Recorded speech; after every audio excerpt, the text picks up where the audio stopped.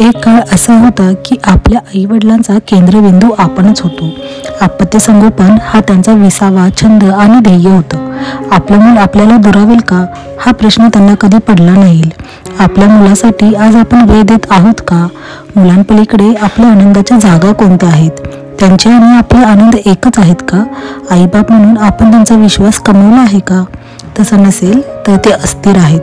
अस्थिर माणसं जशी बारमध्ये सापडतात तशी सिद्धिविनायकाच्या रांगेतही अर्थहीन श्रद्धा ही व्यसनासारखीच.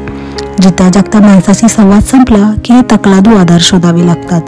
राजकारण, संप, बंद, हिंसा, भ्रष्टाचार, संघटना, TV, व्हिडिओ, पार्ट्या, ट्रिप्स हे सगळे संवाद तोडणारे शोध. गप्पा म्हणजे संवाद नव्हे. संवादाचं नातं विचारांशी. निराशाने ग्रासलेल्या या देशाला ठणठणीत विचारच सावरू शकेल. आपण आपल्या मुलांना बुद्धिनिष्ठ व्हायला शिकवाल का? विचारांवर प्रेम करायला शिकवाल का? यश म्हणजे तरी काय? शिक्षणातून जे मिळत नाही ते संस्कारातून द्याल का? ग्रंथाशी मैत्री म्हणजे विचारांची आराधना. निर्भय विचार म्हणजे आत्मविश्वास. बुद्धीची उपासना हीच भक्ती. भक्तीने कृती हीच संस्कृती. रोज प्रत्येकाने स्वतःला एक प्रश्न विचारावा. माझ्या घरात माझा सगळ्यांशी संवाद आहे का?